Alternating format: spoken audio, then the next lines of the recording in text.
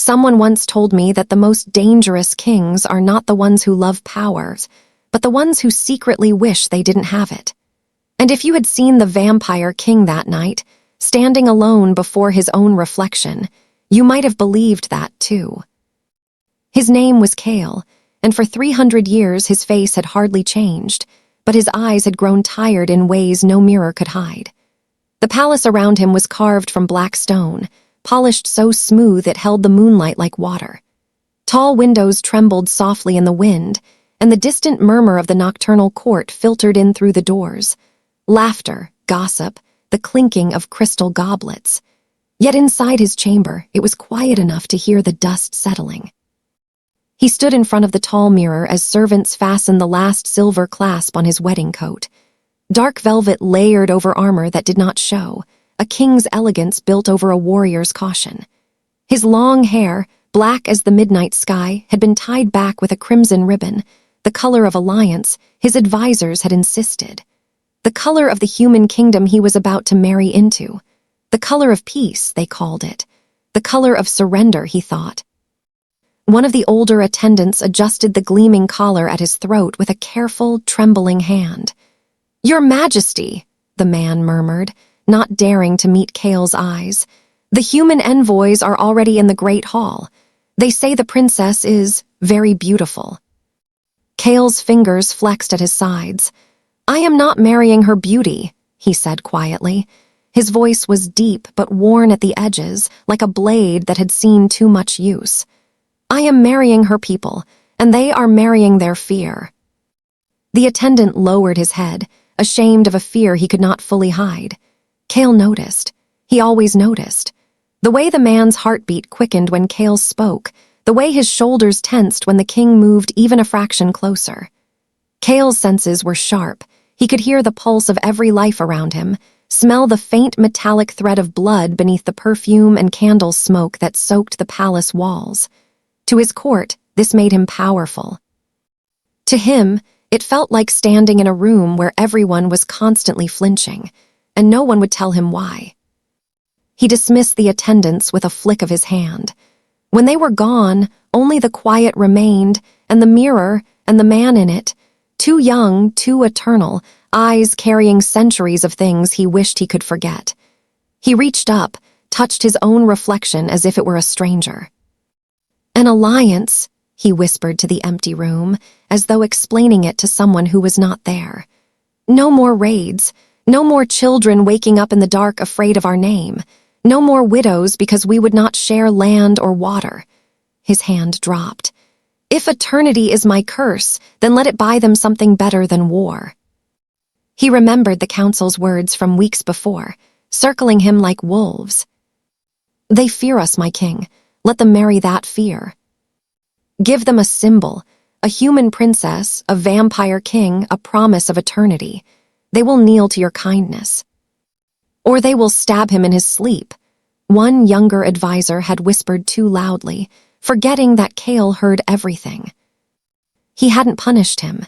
He had simply turned, looked at the boy with those impossibly old eyes, and said, "If they try, it will only mean they were never taught another way." Then, to the entire council, "We will teach them another way, through restraint, through mercy, through this marriage." He had not told them the quiet truth beneath his decision, that he was desperately tired of being a legend of terror. Tired of watching generation after generation grow up only knowing his name as a warning. Tired of the endless night repeating itself without meaning. In the corridor outside, a bell tolled once, then twice, then 3 times, the sound rolling like thunder through stone. It was the signal. The bride had arrived. He felt the shift in the palace long before anyone spoke the words. Human hearts, so warm, so fast, beat in an uneven chorus below. The air changed with them, filled suddenly with new scents, rain-damp cloaks, foreign spices, the faint sweetness of mortal skin. There was excitement. There was suspicion. There was hope, fragile as glass. Kale moved through the inner halls toward the great staircase, each step a silent vow. The torches along the walls burned with a soft, golden flame tonight, instead of the usual cold blue. Little details he had insisted on, so the humans would not feel like prisoners in a mausoleum. He had ordered the musicians to practice human songs, gentle melodies played on strings that could soothe the mind instead of stir the hunt. He had even allowed flowers, real living flowers, to be brought into the hall, their subtle fragrance weaving through the usual incense and wax. At the top of the staircase, he paused, unseen by most of the crowd below. His vampires stood in lines of dark elegance, their pale faces turned toward the great double doors where the human delegation had entered. On the opposite side, the humans were a cluster of color, reds and golds, clothing adorned with embroidery of suns and wheat, symbols of warmth and life. They tried not to look too long at the vaulted ceilings and shadowed balconies, as if expecting monsters to drop from them at any moment.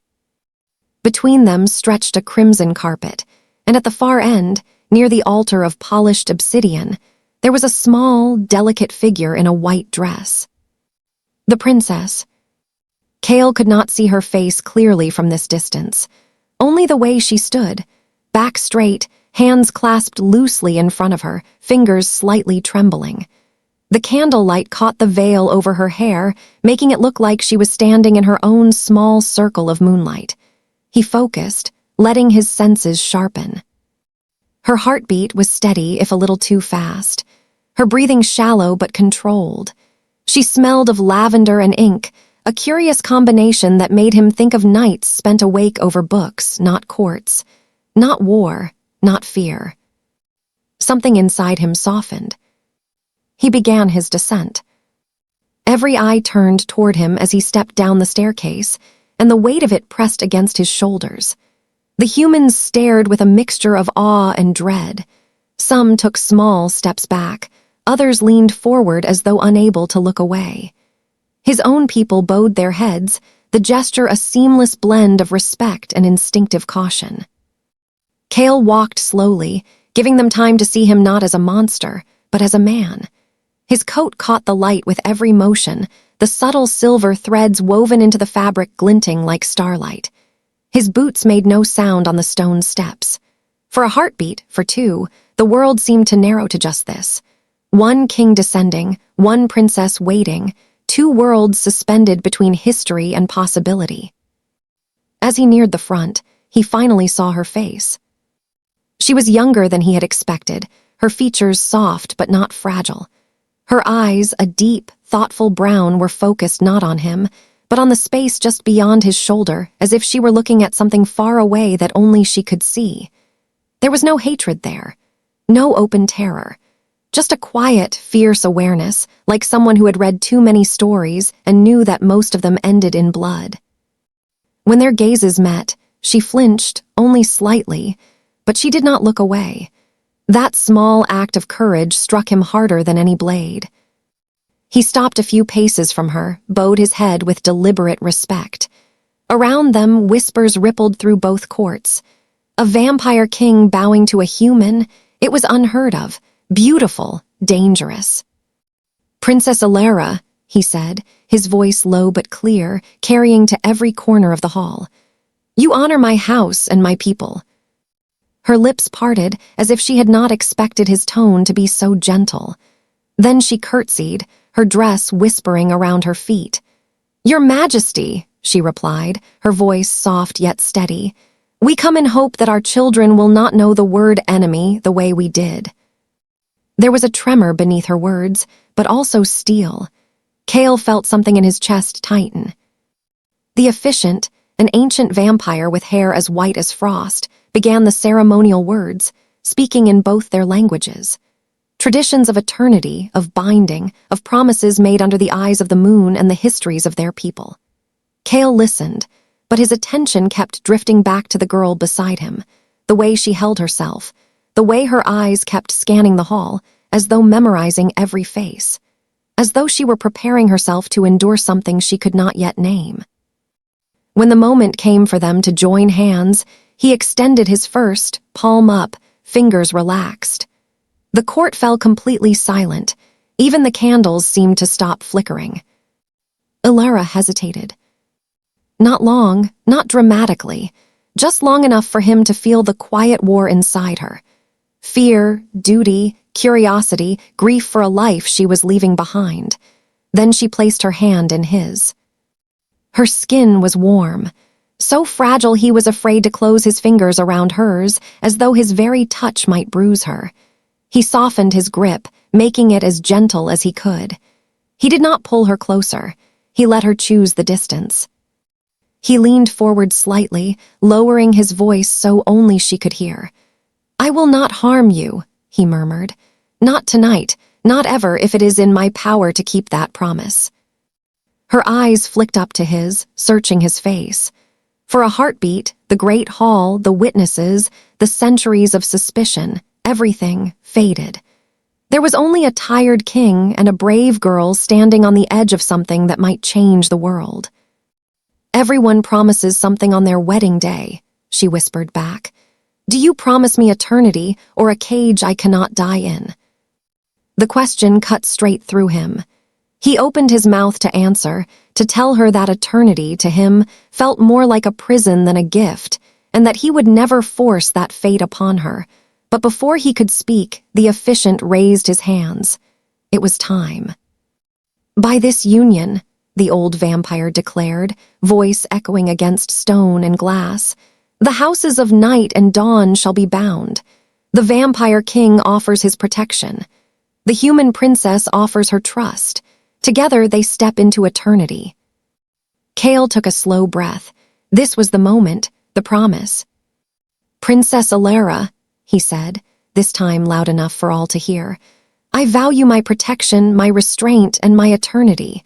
I will not take more from you than what you freely give. Your life will be your own, for as long as it lasts, and beyond it if you choose to walk the dark with me." Gasps rippled through the hall, an offer like that had never been spoken openly to a human. A choice, a freedom, a bridge instead of a chain. Alara's hand tightened slightly in his. Her eyes shone, not with romance, but with something rarer in a place like this. Belief. She drew in a breath, as if gathering every piece of courage she had ever possessed.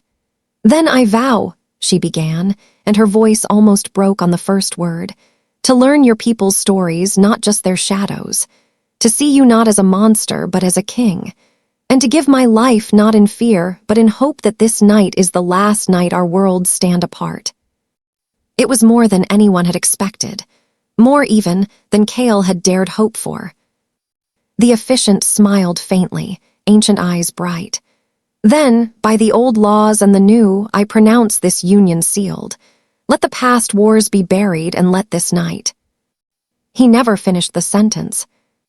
Because in that precise instant, as Cale turned to look at Alara with a strange, almost quiet warmth in his eyes, her fingers slipped from his. He felt it first, the sudden, shocking emptiness where her small hand had just been. He looked down, expecting to see her standing there, perhaps stepping back in nervousness.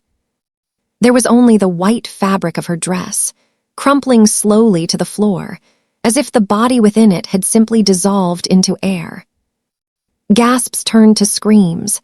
The humans shouted her name, the vampires recoiled, confused, a few dropping into defensive crouches. Cale's heart, slow and measured for centuries, slammed once, hard enough that he actually staggered. "Alara," he called, his voice breaking its kingly calm for the first time anyone could remember. But where the princess had stood a heartbeat ago, there was now nothing. No body. No blood. No trace. Just her veil, drifting gently to the stone like a falling feather, and an empty space at his side that felt suddenly, impossibly cold. Someone later asked me what broke the vampire king more that night, the terror of what had happened, or the helplessness of not understanding it. And I think if you had seen him in that first stunned second, you would have realized he wasn't afraid for his throne. He was afraid for her. For 300 years, Cale had seen countless deaths. He knew the sound of a neck breaking, the dull thud of a body hitting stone, the harsh gasp of a final breath. But this left no sound, no weight, no blood. Alara's dress lay on the floor, folded in on itself like a shed skin. Her veil drifted down and caught on his hand, as if it still believed she was there to wear it. "Where is she?" a human lord shouted, his voice shrill with panic. "What trickery is this?" "Protect the king," one of the vampire guards barked, stepping forward. "No," Cale roared, the word cracking through the hall like lightning. The guard froze, everyone froze. The air had changed. To human senses, it was only shock. But to Cale, there was something else, a faint, strange aftertaste in the atmosphere, like burnt herbs and cold metal, lingering where Alara had vanished. It did not smell like death. It smelled like displacement, like someone had taken a knife and cut a hole in the world. Alara. He did not use her title. He said her name like it was a rope he could throw into that emptiness. He walked forward slowly, ignoring the chaos around him, and knelt to touch the dress. The silk was still warm. That detail hit him harder than anything else. She had been there alive, not even 10 heartbeats ago. He could still feel the faint ghost of her pulse on his fingers. But now... "She's gone," one of the human envoys whispered, voice breaking. Cale closed his eyes for a moment, listening. He pushed his senses as far as they would go, reaching into the walls, the floors, the surrounding grounds. He listened for that particular rhythm he had just begun to know, Alara's heartbeat, a little too fast, steady beneath the fear. Nothing. He could hear heartbeats from the stables, from the kitchens, from the guards on the northern tower, but not hers. A storm of voices rose up, accusations from the humans, defensive snarls from the vampires, someone sobbing, someone praying under their breath. "You planned this," a human noble pointed at Cale, eyes wild. "You took her from us." Cale looked up sharply, and every voice died at once. There was no roar this time, no obvious show of power, just a shattered, dangerous silence in his gaze. "I did not," he said. The words were simple, but there was something in them that made even his enemies believe him for a heartbeat. "If I had wanted her dead, you would not have seen her live long enough to speak her vows." The humans flinched at the blunt truth. The vampires shifted uncomfortably. They knew it too well. An older human man in a red cloak stepped forward, the king of Alara's people, his face carved with age and exhaustion. His hands shook as he pointed at the empty space beside Cale. "She was my only child," he said hoarsely. "You promised her safety." Cale rose slowly, the veil still tangled in his fingers. He looked at it, at the delicate embroidery, the small, uneven stitches along the edge where someone had clearly repaired it by hand. Alara, he thought. She mended her own things. "I promised her she would not be caged," he replied quietly. "I did not promise this." The other vampire lords started to speak, to suggest blame, to whisper about sabotage. But Cale lifted one hand, and they fell silent. "Clear the hall," he ordered. "Vampires and humans alike. No one leaves the palace grounds. No one draws a weapon unless I command it. If this is an attack, we will not tear each other apart and finish the work for our enemies." His tone brooked no argument. Slowly, uneasily, the two courts backed away from the altar. Guards escorted nobles out in tense lines. Some glared at each other. Some could not resist spitting insults under their breath. But the weight of the king's word held. Within minutes, the great hall was nearly empty. Nearly. Cale remained at the front, the officiant standing off to the side, pale as the stone columns. A small figure slipped past the last line of exiting servants, a girl in a simple gray dress, clutching a leather journal to her chest. Her hair was braided loosely down her back. "Your Majesty," she said softly, "please, I think I know something." Cale turned his head slightly, surprised that anyone would approach him now, least of all a human servant. Her heart fluttered like a trapped bird, but her eyes stayed on his. "Who are you?" he asked. She swallowed. "Myra, sire. I served Princess Alara these past months. I was her reader. She liked stories. There it was again, that small human detail that cut right through the fog. Alara reading late at night, smelling of ink and lavender. What do you think you know, Myra? Cale did not soften his voice on purpose. It simply happened when he spoke her name. Myra hesitated, glancing at the efficient, then back at Cale. She opened her journal with trembling fingers and flipped to a page marked with a bit of ribbon. She wrote about a dream, the same dream, almost every night these last weeks. Myra's voice shook, but she kept reading. There is always a door, she recited, her eyes scanning the neat handwriting. It stands in the middle of nothing like it was forgotten by time. On the other side, I hear voices, some sound kind, some sound cruel, but they all sound like they are waiting for me. And every night the door is a little closer. Cale listened, the hairs on the back of his neck rising. A door in the middle of nothing. A presence felt but unseen. A bride disappearing into thin air. Why did you not show this to your king? He asked. Myra's eyes filled with tears. I did, she whispered. He said it was fear, pre-wedding nerves. He told her she was brave enough to walk through any door destiny opened. She swallowed hard. But last night, she told me something different. Cale stepped closer, his full attention fixed on her. Tell me. Myra closed the journal, hugging it to her chest like armor. She said, If I disappear, Myra, don't believe it was the vampires who did it. Remember the door. Behind them, the efficient made a sharp, choked sound. Cale turned. The old vampire was staring at the empty altar, his eyes shimmering with some ancient, private terror. You know something of this, Cale said. The efficient hesitated. There were stories, my king, old ones, from before your time. The night world is not the only world that touches ours. Sometimes, when fear and hope and power cross in the same place, other things awaken. Places between places. Myra's grip tightened on the journal. Alara said she felt like someone was watching her, but not from this world, she whispered. Like a hand on the other side of the door, waiting for the right moment to pull. Cale looked back at the empty space where she had stood. His jaw flexed. If something took her, he said, then I will find it, and I will bring her home, even if I have to walk through that door and drag her back from whatever waits behind it. The efficient stepped forward, alarmed. My king, the realms between are not meant for the living. Not for humans, not even for us, if you follow. If I do nothing, Cale cut in, I let both our peoples rip each other apart over a mystery while a girl who trusted me is lost in a place she cannot even name. His voice was not loud, but it rang with something unyielding. I will not be that kind of king. Myra stared at him, her fear mixing with something else. A fragile, stubborn hope. Can you really cross over, she asked, into wherever she is? Cale turned her question over carefully. I do not know, he answered.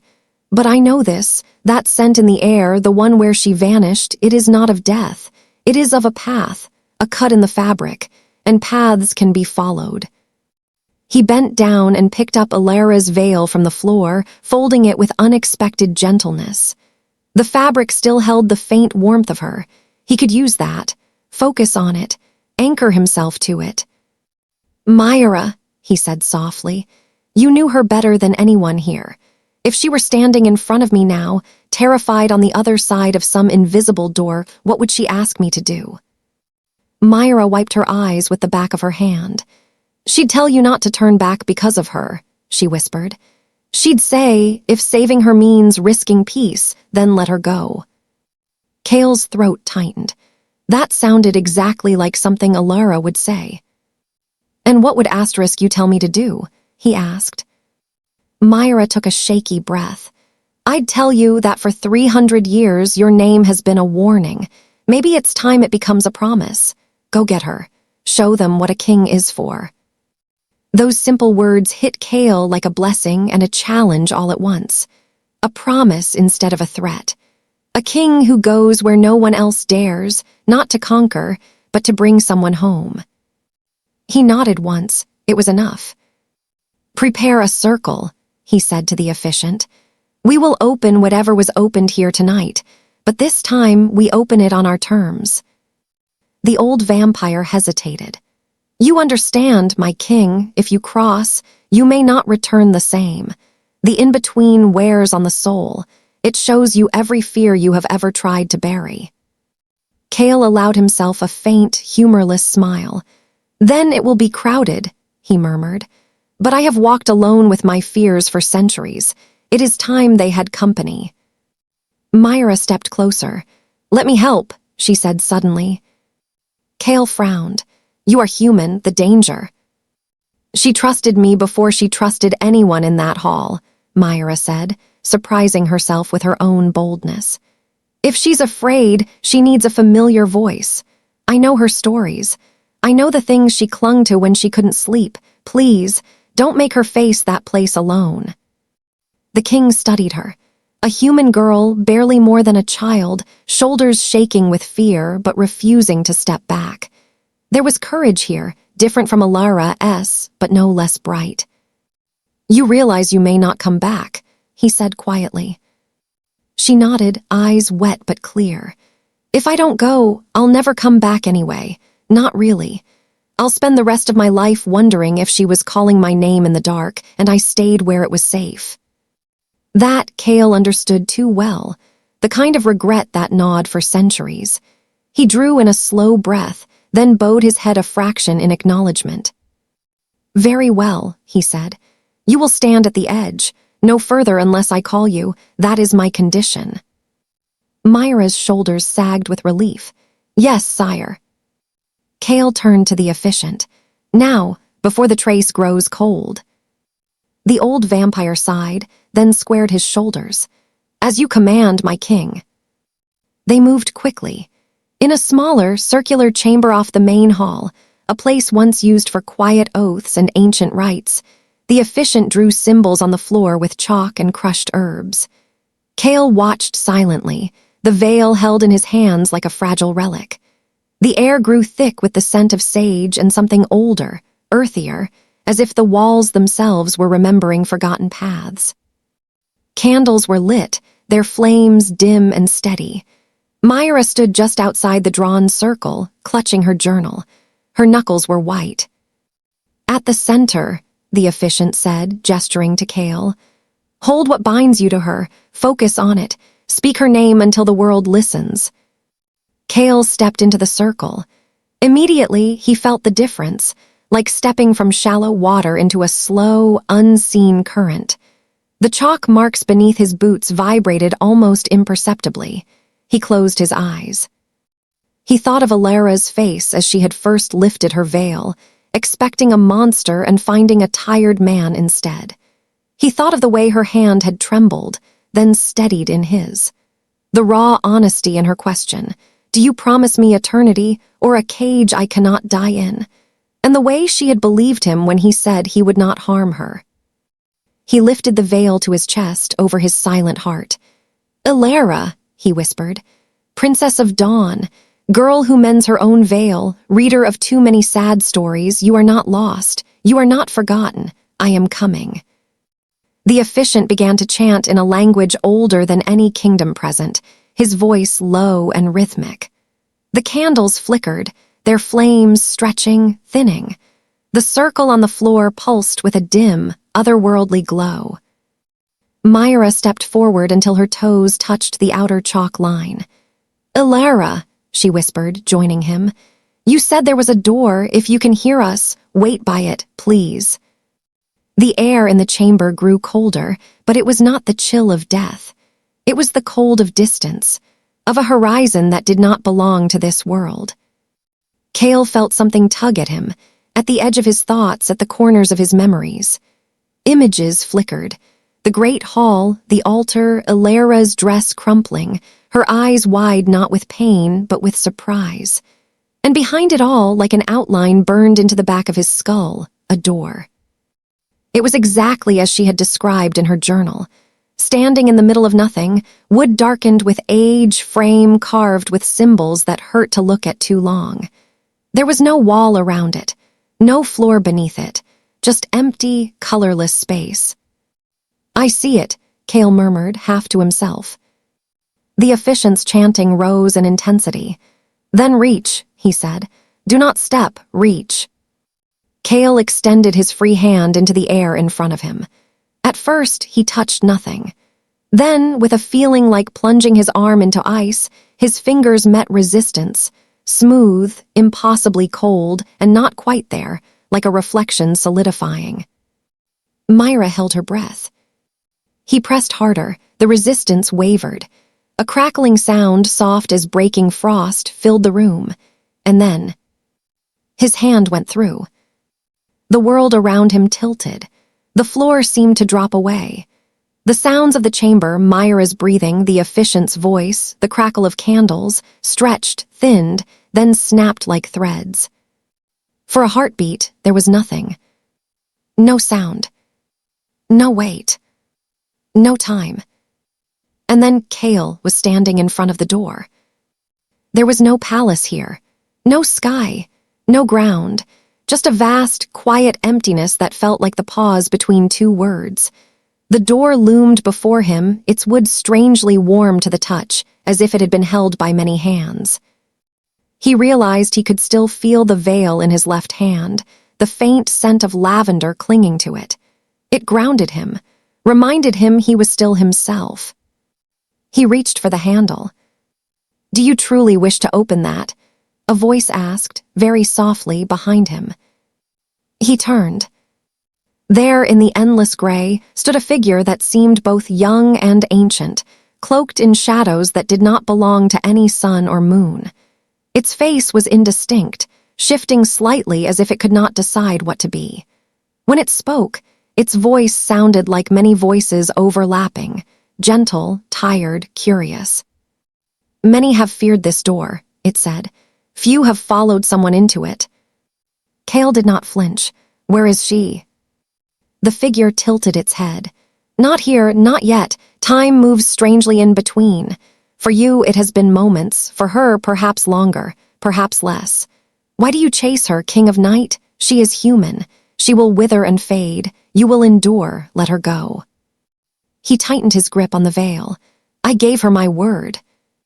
"Kings have broken words before," the being replied mildly. "It is almost a tradition." "Then I will start a different one," Cale said. "Tell me where she is." The figure studied him in silence. Then, slowly, it smiled, a small, almost affectionate curve of something like a mouth. "You are not what they say you are," it murmured.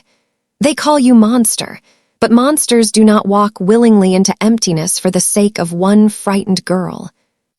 Monsters also don't negotiate when they've decided," Cale said quietly. "Do I walk through this door and find her, or do I tear this place apart until there is nothing left to hide her in?"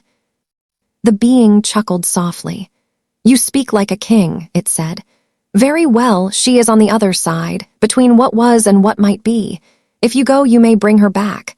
But understand this, what you face beyond this door will not be teeth and claws. It will be yourselves, your fears, your regrets, your worst choices walking beside you." "I have lived with those for centuries," Cale replied. "They will not surprise me." The figure's gaze seemed to grow kinder. "They may surprise her." That gave him pause. The thought of Alara, already frightened, having to face the worst versions of herself. It twisted something deep in his chest. "Can I shield her?" he asked. "From mine?" "No," the being said. "But you can stand with her. You can show her that even kings are afraid and still walk forward. Sometimes that is all the courage someone needs." Cale exhaled slowly, then opened the door. The figure bowed its shadowed head and stepped aside. "You open it, King of Night. She did not need a rescuer. She needed a companion. Remember that when you find her." Cale reached for the handle again. This time it turned beneath his hand. The wood groaned softly, like an old house waking from sleep. A faint light poured through the crack, a colorless, soft glow that was not quite sky, not quite fire. He stepped through. On the other side, the world reassembled itself in fragments. He stood in a corridor that looked almost like his palace, but not quite. The walls were the same dark stone, but they pulsed faintly as if they were breathing. Paintings hung crooked, their subjects' eyes following him with too much awareness. The air smelled of childhood fears, dust and shadow and the metallic tang of unshed tears. "Ilara," he called. His voice echoed strangely, returning to him distorted, as if the hall were repeating his words back with different meanings. He walked forward, each step landing with a weight that did not feel entirely his own. "Kale." The whisper was so soft he almost thought he imagined it. But there it was, his name, spoken in a voice he had heard only a few times, but could already pick out in a crowd. "Ilara." He moved quickly now, following the sound. The corridor stretched, twisted, but he pushed through, refusing to be delayed by the way the floor seemed to tilt or the doors that appeared and vanished along the walls. He turned a corner and froze. There she was. She sat on the floor, knees drawn to her chest, wedding dress torn at the hem as if she had stumbled. Her veil was gone, her hair had come loose, tumbling around her shoulders. She stared straight ahead at something he could not see, her eyes wide and glistening with tears that had not yet fallen. Around her, like reflections in broken glass, scenes flickered in the air. A younger Ilara, hiding in a library with a book while people argued in the next room.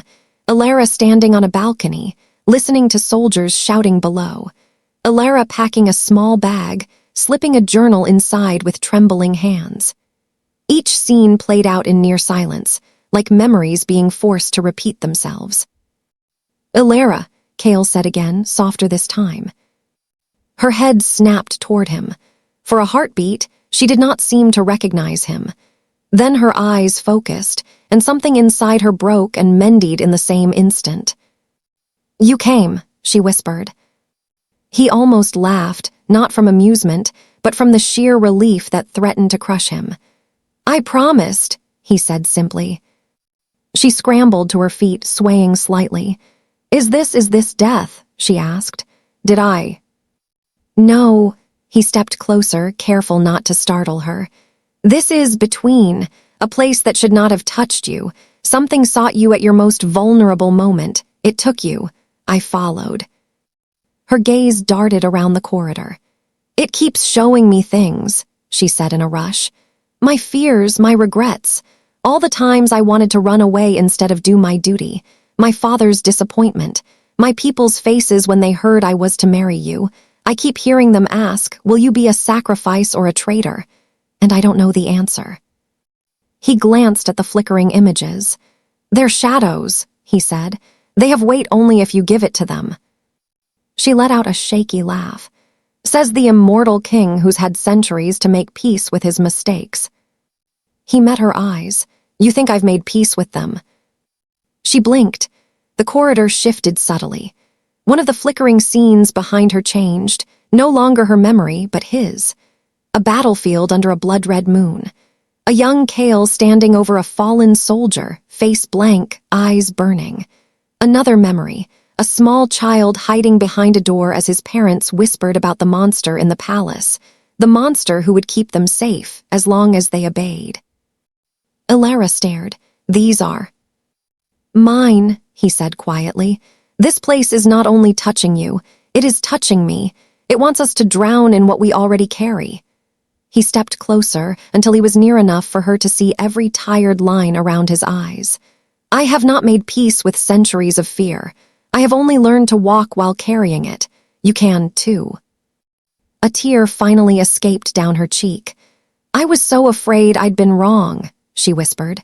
"Trusting you, believing you weren't a cage and a crown, I thought maybe this was my punishment for hoping." He felt something in his chest ache. "Look at me," he said. She did. "You were not wrong," he continued, each word steady, carved from something deep and unbroken inside him. You may have many regrets in your life, Alara of Dawn, but trusting me will not be one of them. Not if I can help it. The corridor trembled. Some of the memories around them began to blur, as if losing their grip. He extended his hand to her, palm up, just as he had in the hall. Come, let's walk out of here together, not as king and bride, just as two very frightened people who have decided not to let that fear choose for them. She stared at his hand. For a moment, the doubt was still there, the old stories whispering in the back of her mind. He is a monster. He will devour you. He will chain you to an eternity of darkness. But then she remembered how gently he had held her hand before, how he had bowed in front of both courts, how he had offered her a choice. She placed her hand in his. This time, it did not tremble. The world around them shuddered. The corridor stretched, then shrank, the memories flickering faster like a film reel burning out.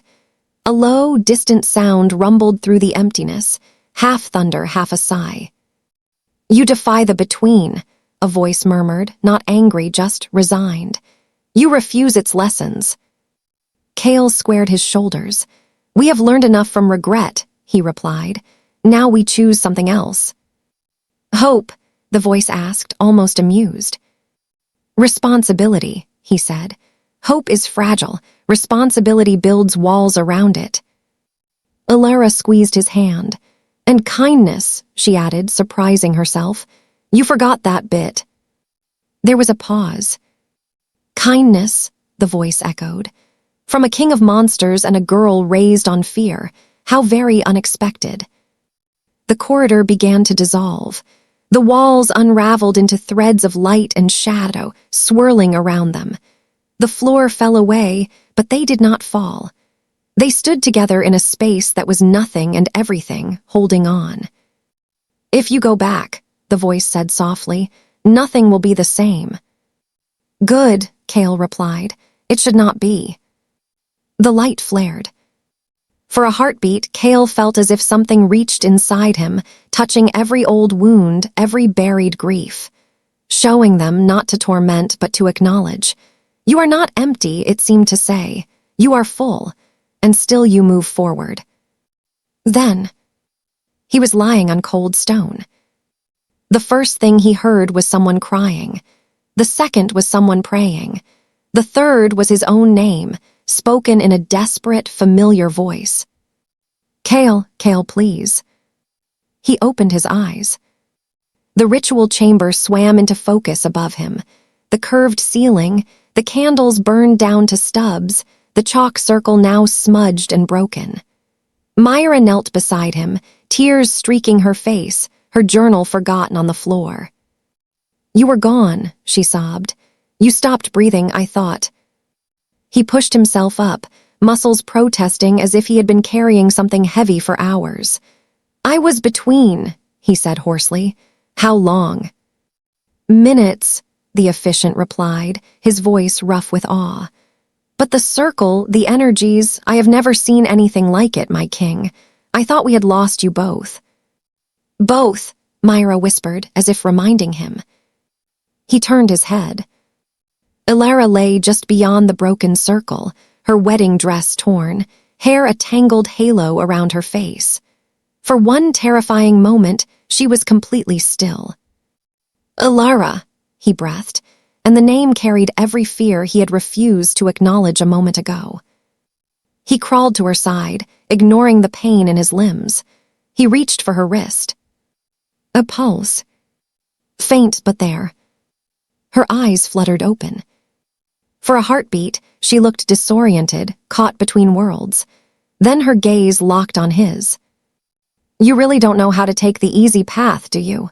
She whispered, voice weak, but laced with a shaky smile. Relief washed over him so powerfully he had to close his eyes. When he opened them again, there was something new in them, a quiet, overwhelming gratitude. I am a king, he said. I do not get easy paths, I only get the ones worth walking. Myra let out a broken laugh of relief. You're both back, she whispered. You're really back. The efficient sank to his knees, bowing his head. "The between has acknowledged you," he murmured. "It did not tear you apart. It returned you. I do not know what that means, my king, but I think it has changed something that reaches beyond these walls." Alara struggled to sit up. Kale slipped an arm around her shoulders, supporting her carefully. She leaned into him more easily than she would have that morning. Trust, once tentative, now anchored by something deeper, shared fear, shared choice. Outside the chamber, faint shouts echoed through the corridors. Guards calling, envoys demanding answers, a kingdom balanced on the edge of panic. Alara looked toward the door. "They'll think you did this," she said quietly. "They'll blame you for everything. They'll say you took me somewhere dark to finish what you started." "Do you?" he asked. She turned back to him, meeting his gaze without flinching. "I saw your darkness," she said, "but I also saw what you did with it. You went into the one place that terrifies even you, and you reached for me, not as a king claiming what's his, as a man who refuses to let someone face it alone." Her voice shook, but not from fear. "You promised me you wouldn't cage me," she continued. "Today, you proved it. You could have left me there and told everyone I died in some tragic, mysterious way. It would have been easier, cleaner, but you didn't." She took a shaky breath. "So let them talk. I know the truth, and I will tell it." Kale studied her face, the exhaustion, the lingering terror, the stubborn light in her eyes that not even the between had managed to extinguish. "You would stand before both our courts," he said slowly, "and speak in my defense." She gave a tiny, weary laugh. "I would stand before both our courts and speak in ***, she corrected gently. "This was not only your choice. I walked back with you. I took your hand. That matters." Myra wiped her eyes, a small, tremulous smile forming. "They'll listen," she said. "They have to. They just saw a human girl vanish in front of them. They need something to believe in. Let it be this." Kale rose carefully, helping Alara to her feet.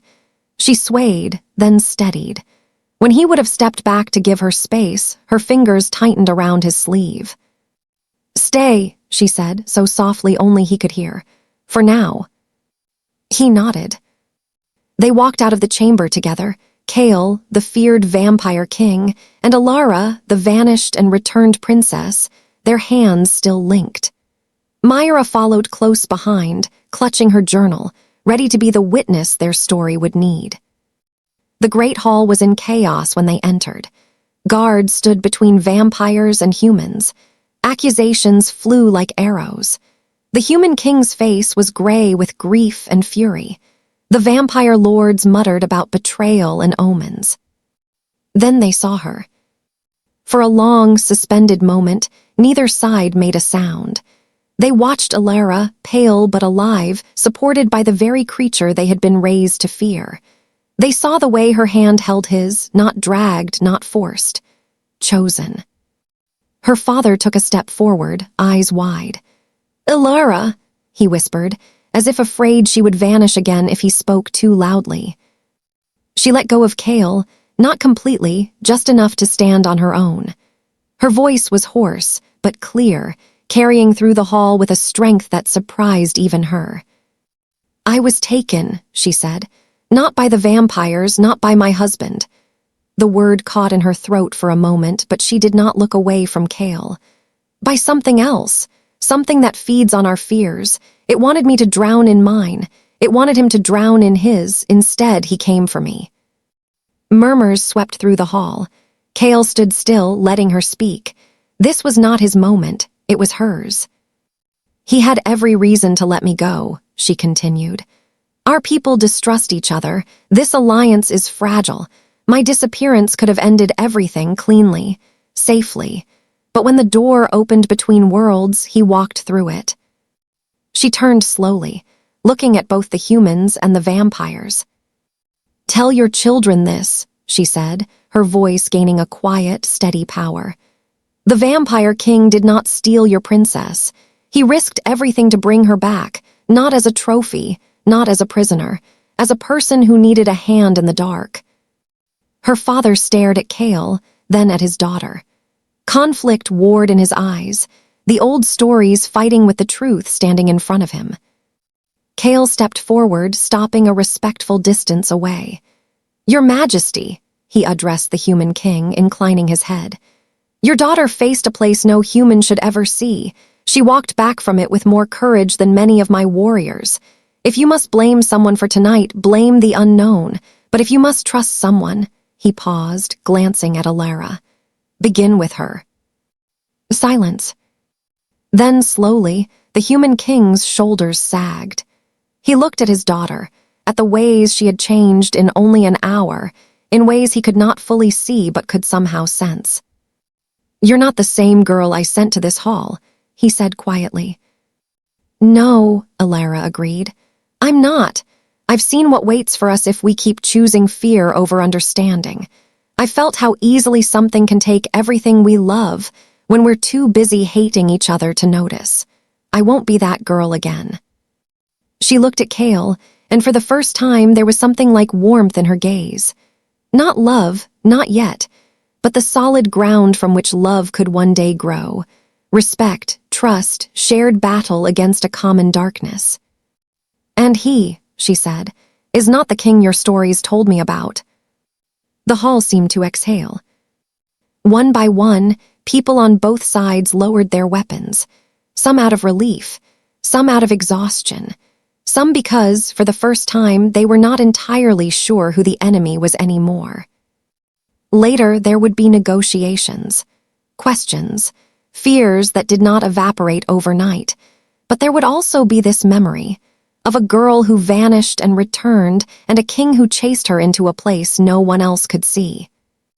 That night, when the hall finally emptied and the candles burned low, Kale stood alone on a balcony overlooking the sleeping city. The air was cool, carrying the distant scent of rain. Below, human and vampire patrols moved in cautious, awkward cooperation, sharing torches, sharing watch. He heard a soft step behind him. "You should rest," Alara said quietly. "You look more tired than usual." He smiled faintly without turning around. "And you, princess, have faced the between and a hall full of doubting nobles. You should rest twice as much as I." She moved to stand beside him, hands resting lightly on the stone railing. For a while, they simply looked out at the city together, the silence between them no longer heavy, but full of things unspoken and understood. "Earlier," she said eventually, "when I asked if you were promising me eternity or a cage, I thought those were my only choices. Tonight, I saw something else." "What did you see?" he asked. She tilted her head, studying the moonlight on the rooftops. "That maybe eternity is not the gift, or the curse. Maybe the real gift is someone who walks into your worst fears with you and doesn't turn away." He was quiet for a long time. "When I was young," he said at last, "I thought being a king meant standing above everyone, untouchable, unbreakable. Tonight, I learned that sometimes it means letting someone see you afraid and still stepping forward first."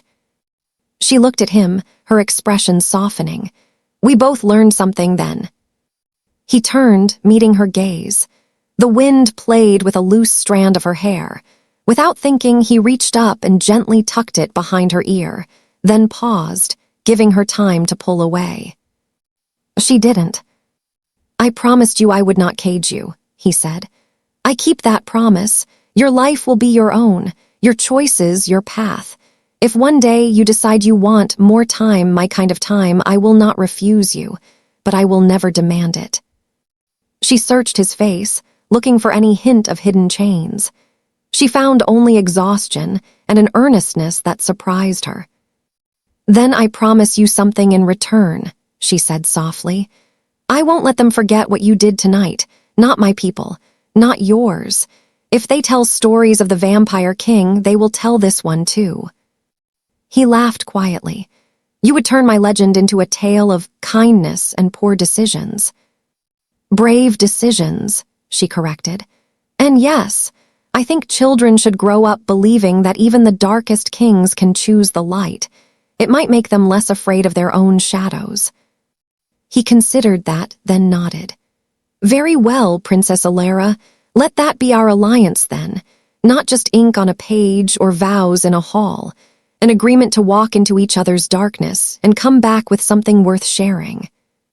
She smiled, small but real. Agreed, King Kale. Below them, a human guard offered a vampire sentry a sip from his water skin. The vampire hesitated, then accepted. A tiny, almost invisible moment of shared humanity in the night. The vampire king and the human princess watched in silence.